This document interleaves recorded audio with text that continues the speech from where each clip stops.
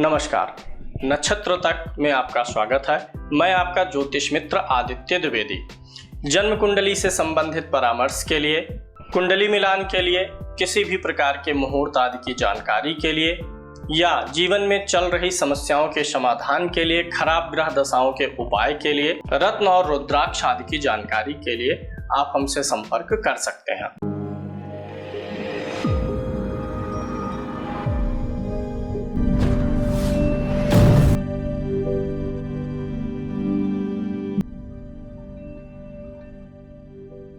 संस्थान में अब आपको ज्योतिष का कोर्स भी मिल जाएगा। इसके लिए आप हमारा ऐप नक्षत्र तक गूगल प्ले स्टोर से डाउनलोड कर लीजिए। इस कोर्स में आप ज्योतिष के ए से शुरू करके जेड तक जा सकते हैं, यानी बेसिक से एडवांस तक के सारे आपको लेसन स्टेप बाय स्टेप मिलते हैं, जो कि एक क्रमबद्ध तरीके से होते हैं, जहां ज्योतिष के पीडीएफ नोट्स भी आपको मिलते हैं और लाइव क्लासेस की रिकॉर्डिंग भी मिलती है। डाउट्स वगैरह के लिए भी वीडियोस आपको मिलते हैं। जूम क्लास से लाइव जोड़ करके मैं आप लोगों के शंकाओं का समाधान भी करता हूं। कुंडली विश्लेषण में जो आज डेट ली गई है 16 सितंबर 1977 1:10 दिल्ली का इनका जन्म है। सबसे पहले हम विश्लेषण करेंगे ग्रह स्पष्ट का। इनकी मिथुन लगन की कुंडली बनती है। लग्न 24 अंश का है, पुनर्वसु नक्षत्र में है, जो कि गुरु का नक्षत्र है। सूर्य इनका सिंह राशि में है, 29 डिग्री का है। सूर्य की डिग्री अधिक हो चुकी है। उत्तरा फाल्गुनी नक्षत्र में है। अच्छी बात है कि अपने ही नक्षत्र में बैठा हुआ है। चंद्रमा इनका तुला राशि में बैठा है, 0 डिग्री का है। चंद्रमा भी डिग्री कली वीक है। चित्रा नक्षत्र में है, जो कि मंगल का नक्षत्र है। मंगल इस कुंडली में मिथुन राशि में बैठा है, 15 अंश का है, ठीक है। आर्द्रा नक्षत्र में है, जो कि राहु का नक्षत्र है, ये ठीक नहीं है। बुध इनका सिंह राशि में बैठा है, 13 अंश का है, ठीक है। पूर्वा फाल्गुनी नक्षत्र है, जो कि शुक्र का नक्षत्र है, तो बुध के लिए ये नक्षत्र ठीक है। गुरु इनका मिथुन राशि में बैठा है, यानी लगन में ही बैठा होगा, 10 अंश का है, आर्द्रा नक्षत्र में है, राहु के नक्षत्र में है। यानी जो दो ग्रह लगन में बैठे हैं इनके, वो दोनों जो है राहु के नक्षत्र में है। शुक्र इनका कर्क राशि में है, 28 अंश का है, डिग्री से थोड़ा वीक हुआ है। आश्लेषा नक्षत्र में है, जो कि बुध का नक्षत्र है। शनि सिंह राशि में है और सूर्य भी सिंह राशि में है। सूर्य और शनि की युति है, 1 अंश का है, मघा नक्षत्र में है, जो कि केतु का नक्षत्र है। राहु कन्या राशि में अच्छा फल देता है, केतु मीन राशि में अच्छा फल देता है। डिग्री दोनों की 21 है, ठीक ठाक है। राहु हस्त नक्षत्र में यानी चंद्रमा के नक्षत्र में है और वहीं पर केतु रेवती नक्षत्र में है, जो कि बुध के नक्षत्र में है। इस कुंडली में विश्लेषण करते हैं लग्न का, और यहाँ से आपको पता चलेगा इन सारे ग्रह स्थितियों का फलादेश। सबसे पहले लगन को देखिए। लगन में 3 नंबर की गिनती है। लग्नेश बुध होगा, जो कि तृतीय भाव में जाकर के बैठा हुआ है। चूंकि बुध अस्त नहीं है, सूर्य के साथ है, अस्त नहीं है, यह एक अच्छी बात है। तीसरे भाव में लग्नेश के जाने से व्यक्ति स्वपरिश्रम से चीजों को जीवन में हासिल करता है। सूर्य और शनि की युति है, हालांकि डिग्री कली काफी अंतर है, तो उतनी परेशानी नहीं आएगी, लेकिन फिर भी सूर्य शनि की युति तृतीय भाव में ये भी थोड़ा सा स्ट्रगलिंग ही पैदा करेगा और कभी कभी थोड़ा श्वास और गले में संबंधित परेशानी भी देगा। सूर्य अपनी स्वराशि का है, इसलिए कोई विशेष हानि नहीं होने देगा, नॉर्मल ही परेशानी थोड़ी बहुत दे सकता है। अब यहाँ पे सबसे जो विशेष बात है, लगन में मंगल बैठा है, कुंडली मांगलिक हो जाती है। बृहस्पति भी यहीं पर बैठा है। मंगल इनका आर्द्रा नक्षत्र में है और गुरु भी इनका आर्द्रा नक्षत्र में है। तो आर्द्रा नक्षत्र में मंगल और गुरु के होने के नाते थोड़ी सी परेशानी आने का संयोग बनता है। मंगल भी मांगलिक बना रहा है और यहाँ पे आर्द्रा नक्षत्र में है, गुरु भी आर्द्रा में है, तीक्षण में, तो जिससे से थोड़ा दाम्पत्य जीवन को लेकर के सतर्कता बरतने की जरूरत होती है। वैसे भी नवमांश कुंडली के 12वें भाव में शनि नीच राशि में बैठा है, तो ये भी थोड़ी सी परेशानी करता है। गुरु भी नीच का है नवमांश में, तो जीवन साथी के पक्ष को लेकर के थोड़ी सी ये विसंगतियां बना देता है। इस कुंडली में मंगल और गुरु की जो युति हुई है लगन में, तो मिथुन लगन के लिए मंगल और गुरु कारक ग्रह नहीं माने जाते हैं। मंगल छठे भाव का भी स्वामी है और एकादश का है, यानी मंगल और गुरु दोनों मारक भी होते हैं जो तनाव देने का काम करते हैं। हालांकि मंगल गुरु का स्वाभाविक जो फल है, जीवन में महत्वाकांक्षा पैदा करना, ऊंचाई पे जाने की इच्छा पैदा करना और लड़ने की क्षमता देना, अपॉर्चुनिटीज देना, ये सारी चीजें ये दोनों योग देंगे, क्योंकि गुरु दसम भाव का भी स्वामी है।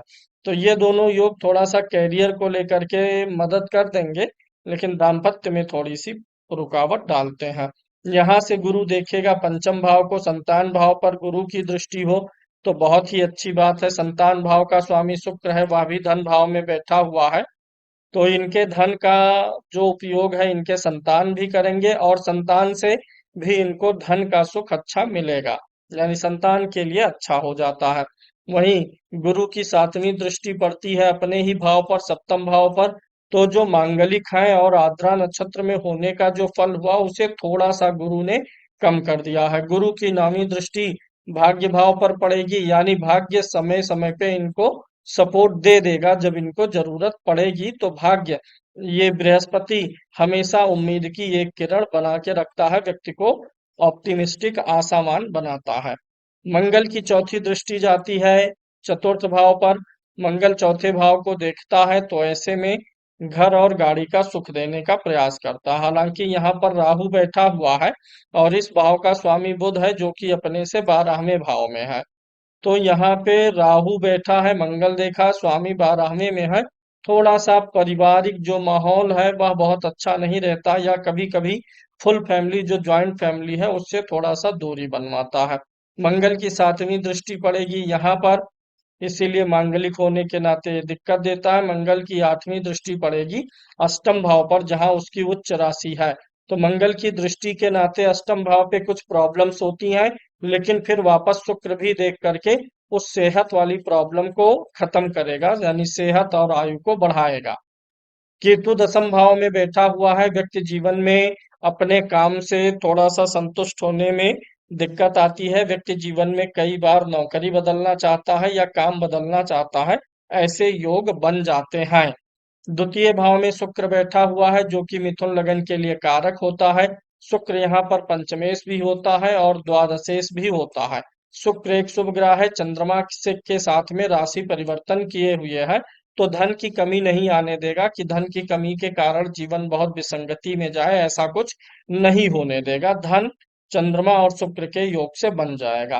तृतीय भाव में सूर्य शनि और बुध की युति में बुधादित्य योग भी बनेगा, ये इनको रिजल्ट देगा। और सूर्य शनि का अंधक दोष थोड़ा सा स्ट्रगल देगा, लेकिन कोई बहुत विशेष ज्यादा नहीं देने वाला है। पंचम भाव में चंद्रमा बैठा हुआ है, चंद्रमा के साथ में कोई ग्रह नहीं है, चंद्रमा के पिछले भाव में राहु है, तो केमद्रुम दोष में हम राहु को लेते नहीं है, तो आंशिक केमद्रुम दोष बन रहा, पूर्ण रूप से नहीं बनेगा, क्योंकि चंद्रमा के साथ कोई नहीं है, आगे कोई नहीं है, पीछे भी कोई भौतिक पिंड नहीं है। लेकिन चंद्रमा से दसम भाव यानी केंद्र में शुक्र बैठा हुआ है, तो इसलिए यह केंद्रुम दोष दरिद्रता नहीं देगा बल्कि मानसिक अशांति देगा। चंद्रमा पर गुरु की दृष्टि भी आ रही है, इसलिए भी यह योग भंग है। लेकिन वैचारिक अस्थिरता, मानसिक असंतुष्टि आदि बनाने का काम यह योग करेगा। यानी लग्न कुंडली से दो चीजें जो थोड़ा सा परेशान करने वाली हैं, एक तो कैरियर में अस्थिरता होना, दूसरा मंगल और राहु का जो है तीक्ष्ण नक्षत्र में होने से मैरिड लाइफ में थोड़ी सी प्रॉब्लम, ये दो चीजें बन सकती हैं। अब यहाँ अगर आप नवमांश में देखेंगे तो चतुर्थ भाव पर मंगल की दृष्टि भी है, शनि यहाँ पर नीच का है, तो ये इंडिकेशन यहाँ से भी मिलता है। हालांकि लग्नेश जो शुक्र है वह उच्च का होके बैठा हुआ है, तो पति जो होंगे, जीवन साथी जो होंगे, उनको तो ऊंचाई जीवन में मिलने का योग बनता है। यहाँ पे इस कुंडली में काल सर्प दोष नहीं है क्योंकि चंद्रमा बाहर है, लेकिन काल सर्प दोष भंग है, लेकिन केमद्रुम दोष बन गया है। पितृ दोष की बात करें तो सूर्य और चंद्रमा के साथ राहु केतु जैसा कोई ग्रह नहीं बैठा है, तो पितृ दोष भी नहीं बनेगा। इस कुंडली में गुरु जो केंद्र में बैठा है, ये इनको स्वयं तो गुरु शुभ नहीं रहेगा, लेकिन अन्य ग्रहों के माध्यम से बहुत अच्छा फल इनको दिलाने का प्रयास करता रहेगा। गुरु बैठा हुआ है यहाँ पर आद्रा नक्षत्र में, राहु का नक्षत्र है, और राहु चतुर्थ में बुध की राशि में है। घर और गाड़ी का सुख इनके लिए बहुत अच्छा बनता हुआ नजर आ रहा है। इनकी कुंडली में शुक्र जो द्वितीय भाव में बैठा हुआ है, यह शुक्र महाराज बैठे हुए हैं इनकी कुंडली में बुध के नक्षत्र में। बुध कुंडली का लग्नेश है। बुध कुंडली का लग्नेश और चतुर्थेश है, यानी गुरु मंगल और शुक्र ये तीनों ग्रह इनको चतुर्थ भाव का फल देंगे, भूमि भवन वाहन का सुख देने का पूर्ण रूप से ये प्रयास करते रहेंगे। इनकी कुंडली में देखेंगे तो मंगल और गुरु जो है दो स्वभाव राशि में है। दशम में जो ग्रह बैठा है वो दो स्वभाव में है। राहु दो स्वभाव में है। ये तीन ग्रह स्थिर राशि में है। सिर्फ दो ग्रह चर राशि में आ रहे हैं। इसलिए इनको ज्यादा लाभ तो नौकरी करने से ही होगा। बिजनेस के लिए थोड़ी अपॉर्चुनिटीज कम हो जाती हैं जब ग्रह चर राशि में अधिक मात्रा में बैठे हों, तो बिजनेस के लिए योग अच्छा बनता है। यहाँ पर जॉब और जॉब के साथ में ही कोई बिजनेस करें तो इनके लिए ज्यादा ठीक रहेगा। पूर्ण रूप से जॉब छोड़ के बिजनेस में जाना इनके आर्थिक पक्ष के लिए या उस काम के लिए बहुत अच्छा संकेत नहीं दे पा रहा है। इनके लिए काम कौन सबसे अच्छा रहेगा अगर हम इसका जजमेंट करें, तो हम देखते हैं बुध और गुरु की राशि में कुल मिलाकर के चार ग्रह हैं। एक तो बुध की राशि में ये दो ग्रह हैं, इधर गुरु की राशि में एक ग्रह है, इधर राहु बुध की राशि में है। तो बुध और गुरु से जुड़े हुए काम में इनको बहुत बड़ी सफलताएं मिल सकती हैं। बुध और गुरु के काम में आ जाता है कुछ एजुकेशनल, टीचिंग और ट्रेनिंग पर्पस के काम, management, computer, IT, internet, accounting से जुड़ा हुआ काम, एस्ट्रोलॉजी का काम। ये सारे काम इनके लिए काफी अच्छे रहेंगे। इन सारे क्षेत्रों में इनको काम करना काफी ठीक रहेगा और इसी से जुड़ा हुआ नॉलेज भी इनको बढ़ाने का प्रयास करते रहना चाहिए। हालांकि दशम में केतु है तो कई बार काम परिवर्तित हुआ होगा, या कम से कम व्यक्ति शुरू में जो काम करता है या नौकरी करता है वह चेंज होती ही है। इस कुंडली में सूर्य शनि के साथ है, सूर्य स्वराशि का है, तो इनको अपने काम से, मेहनत से प्रसिद्धि मिलेगी, लेकिन कोई विश्व स्तरीय या बहुत बड़ी ख्याति मिलने का योग नहीं बन रहा है।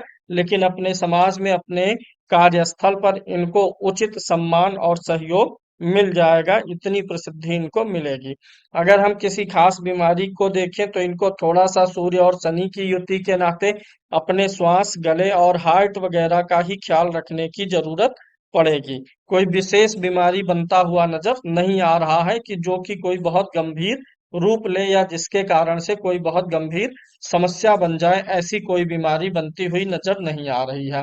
सूर्य के साथ शनि है तो पिता और पिता समान व्यक्तियों से कभी कभी थोड़ा सा मन का मुटाव या मतभेद रह सकता है। चंद्रमा ठीक ठाक है और यहाँ जो माता स्थान का स्वामी बुध है वो भी ठीक ठाक है, तो इसलिए रिलेशनशिप ठीक ठाक नजर आ रहा है। भाई बहन, माता पिता, थोड़ा सा हस्बैंड के साथ में रिलेशनशिप में कुछ प्रॉब्लम्स आ सकती हैं। अदरवाइज रिलेशनशिप भी इनका लगभग ठीक है। संतान से इनकी रिलेशनशिप काफी अच्छी जाएगी। इस कुंडली में अगर पाप कर्तरी देखें तो लग्न पाप कर्तरी में नहीं है, धन भाव भी नहीं है। यहाँ पे तृतीय भाव में जो ग्रह है ये भी पाप कर्तरी में नहीं है। चतुर्थ भाव को अगर हम देखते हैं तो सूर्य 29 डिग्री का है, और लेकिन इधर चंद्रमा है तो चतुर्थ भाव भी पाप कर्तरी या क्रूर कर्तरी में नजर नहीं आ रहा है। तो लग्न कुंडली एक सामान्य कुंडली है जिसमें थोड़ा सा तनाव, दाम्पत्य में थोड़ी सी परेशानी, कैरियर में अस्थिरता है, अन्य सुख साधन इनको मिलते रहेंगे, ऐसे संकेत इस कुंडली से बन रहे हैं। शेष अन्य कुंडलियों पर चलते हैं। चंद्र कुंडली से देखिए इनकी तुला राशि है, अभी कोई साढ़े साती वगैरह नहीं चल रही है। चंद्रमा से पंचम भाव में शनि का गोचर प्रारंभ हुआ है और लगन से नवम भाव पड़ता है। तो वर्तमान में इनका शनि जो ट्रांजिट हुआ है इधर कुंभ राशि में, इस शनि का ट्रांजिट इनको अच्छा परिणाम दे सकता है। वहीं अगर गुरु का और राहु का ट्रांजिट देखें तो मेष राशि में है जो चंद्रमा से सप्तम भाव में है, और लगन से 11th हाउस में है। लगन से राहु की और गुरु की सप्तम भाव पर दृष्टि जाएगी, और चंद्रमा से तो सप्तम भाव में गोचर ही कर रहे हैं। तो थोड़ी सी मिसअंडरस्टैंडिंग इनके दाम्पत्य जीवन में ये क्रिएट करता रहेगा। और अन्य स्थितियां काफी ठीक ठाक है। नवमांश कुंडली में शनि थोड़ा सा वीक हुआ है नीच का होकर के, और गुरु नीच का होकर के वीक हुआ है। यानी शनि के वीक होने का मतलब नवमांश में है कि शनि लगन कुंडली में भाग्य का स्वामी है, भाग्य को वीक करेगा। और बृहस्पति का कमजोर होने का मतलब थोड़ा सा दाम्पत्य और पति के लिए वीकनेस से पैदा करता है। अन्य कुंडलियों पर चलते हैं और वहां से इनकी सूर्य कुंडली से मान सम्मान देखेंगे। सूर्य के साथ शनि बैठा हुआ है, बहुत अच्छा मान सम्मान नहीं है। जीवन में एक आध बार अपमानजनक स्थितियां पैदा हो सकती हैं। होरा कुंडली से हम इनके धन के अधिपति को देखेंगे। इनकी कर्क लगन की होरा है, 4 नंबर लिखा है यहाँ पे। इसलिए इनके धन का अधिपति जो होते हैं वो पितर होते हैं। पितरों के लिए कुछ श्राद्ध दान पुण्य करते रहने पर, पिंडदान वगैरह करते रहने पर इनकी धन की स्थिति काफी अच्छी बनी रहेगी। देशकाल कुंडली से मेहनत और परिश्रम का विचार होता है। देशकाल का लगन बहुत अच्छा है, लगन पे शनि की दृष्टि भी है, यानी मेहनत और परिश्रम बना रहेगा। तृतीय भाव में सूर्य की स्थिति को देखते हैं। सूर्य यहाँ पर उच्च का है और मंगल स्वामी है, दृष्टि डाल रहा है। मेहनत और परिश्रम से घबराने वाली नहीं है, मेहनत और परिश्रम करेंगी। हालांकि थोड़ा थोड़ा सा स्वभाव में आलस्यपन भी परिश्रम के नाम पे रहेगा, लेकिन फिर भी अच्छा परिश्रम इनकी कुंडली से दिखाई देता है।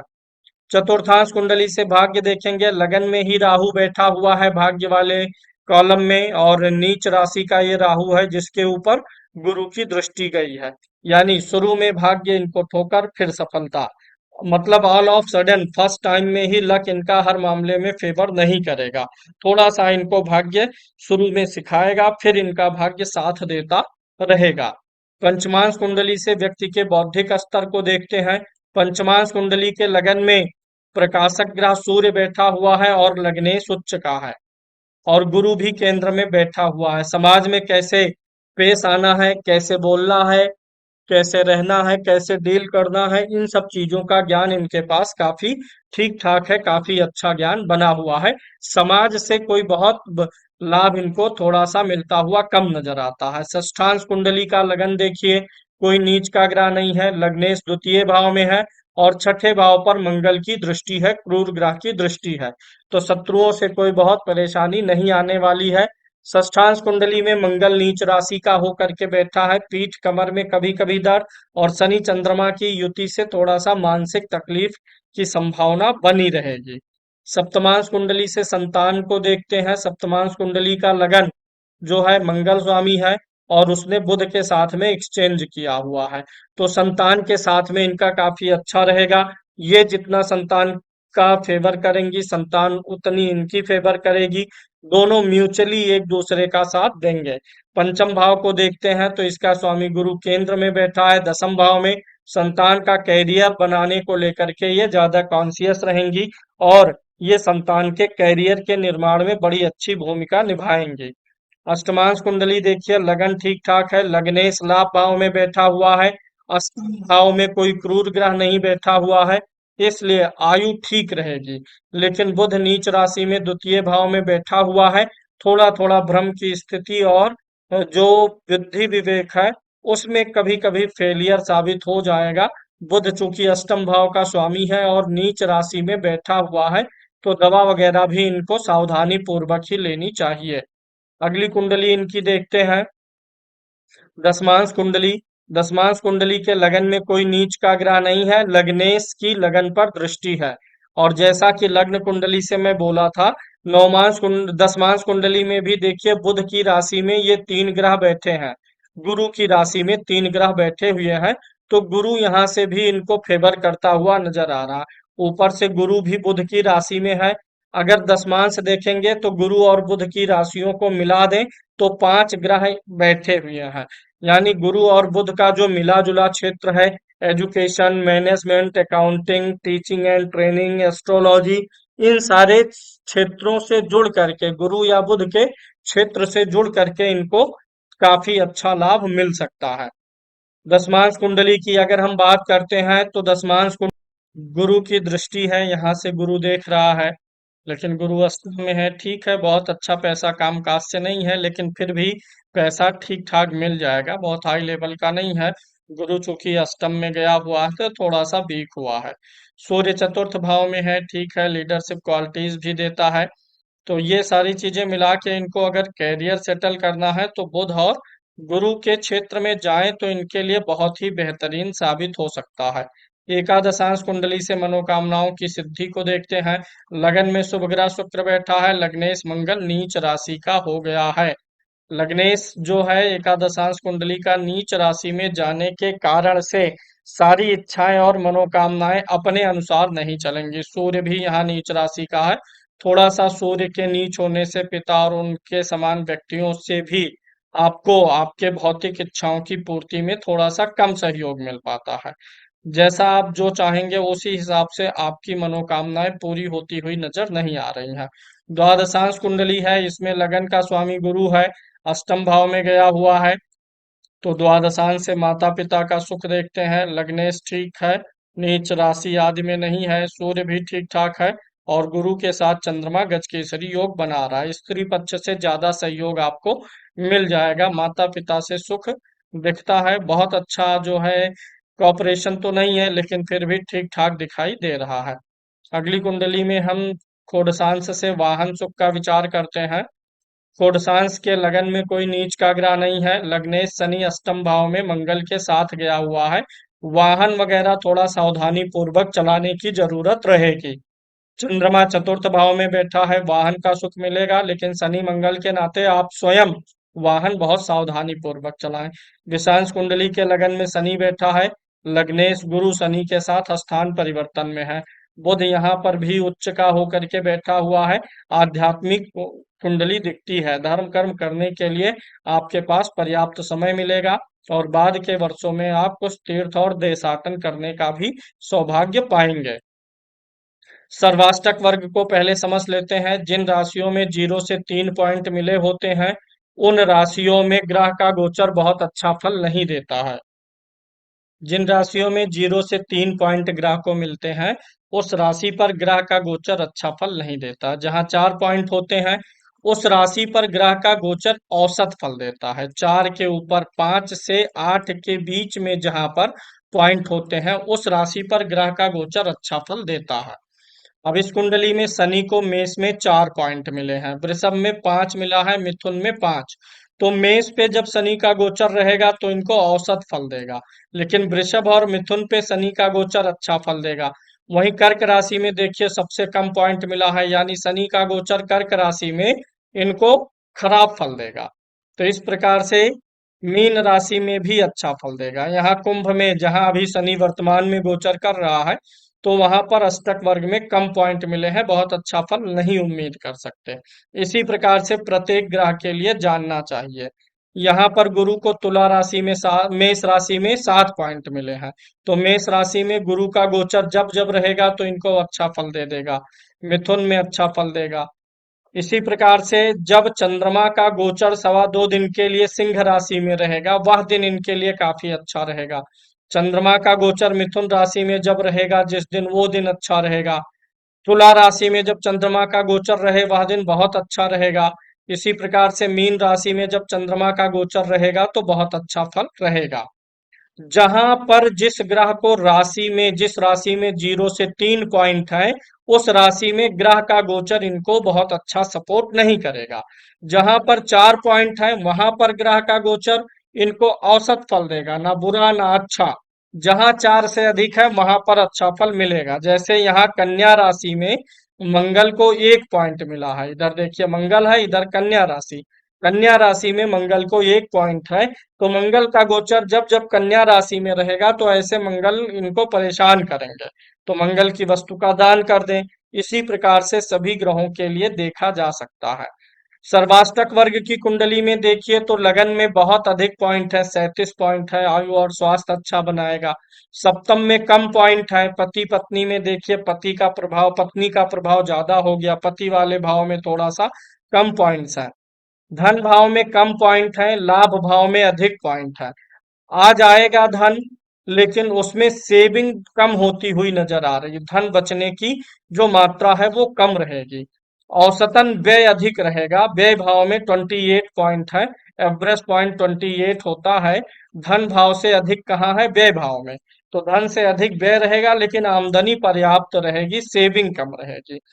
तृतीय भाव में 28 पॉइंट है, बहुत अधिक जीवन में मेहनत संघर्ष नहीं है, पर्याप्त रहेगा, 28 पॉइंट है, औसत संघर्ष रहेगा।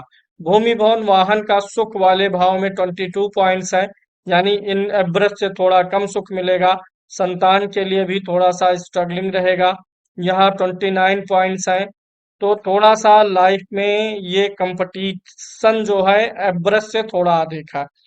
अष्टम भाव में कम पॉइंट्स होना जीवन को अच्छा देता है। भाग्य भाव में 20 पॉइंट है, भाग्य में थोड़ा सा कमी रहेगी।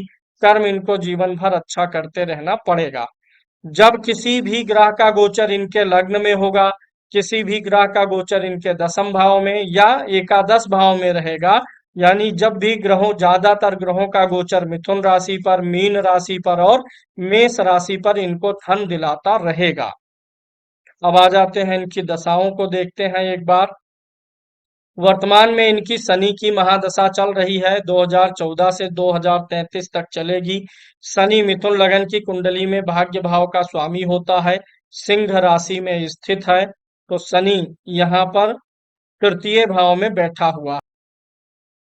शनि इस कुंडली में अष्टमेश होने के नाते कुछ न कुछ शुरुआती तकलीफ भी देगा, लेकिन जब नवम भाव का फल देना प्रारंभ करेगा तो बहुत अच्छा रिजल्ट बनाएगा। वर्तमान में शनि में बुध की अंतर्दशा निकल चुकी है, केतु जब रहा होगा तो इस समय थोड़ा सा चेंज का योग दिखता था कार्य क्षेत्र में।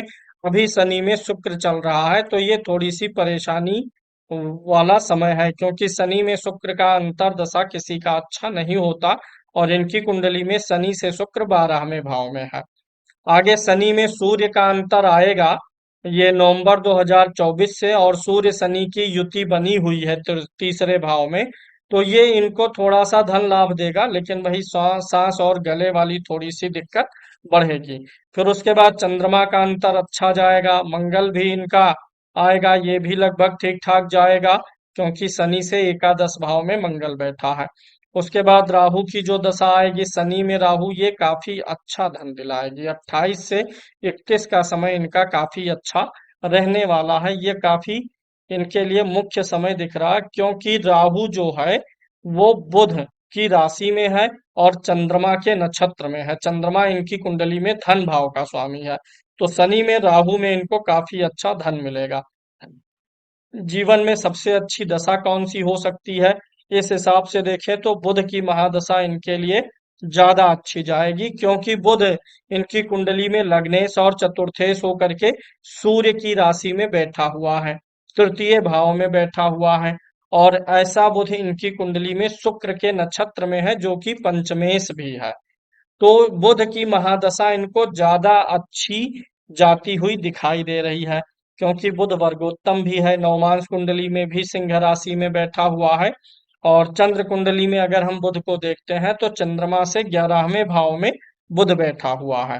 तो बुध की महादशा इनके जीवन की सबसे अच्छी दशा होगी, और बुध से जुड़े हुए कार्यों में बुध की महादशा में इनको काफी अच्छा लाभ, नाम और सम्मान मिलेगा।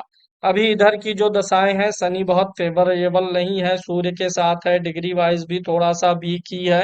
हालांकि तीसरे भाव में है तो भाव फल अच्छा देगा, लेकिन फिर भी शनि ग्रह के लिए इनको कुछ ना कुछ उपाय करते रहने की जरूरत पड़ेगी। स्टोन ये कौन सा पहन ले, एक तो लगन वाला पत्थर पहन ले, बुध का स्टोन ये पहन ले। दूसरा जो इनका कारक ग्रह शुक्र है, ओपल पहन ले। ओपल और पन्ना, ये दो स्टोन इनके लिए जरूरी है। और तीसरा, इनको चंद्रमा का जो केंद्रुम प्रभाव बन रहा है, चंद्रमा के लिए ये दो मुखी रुद्राक्ष पहन लें। दाम्पत्य को सही रखने के लिए मंगल और गुरु के वस्तु का दान और जप कराना इनके लिए ज्यादा ठीक रहने वाला है।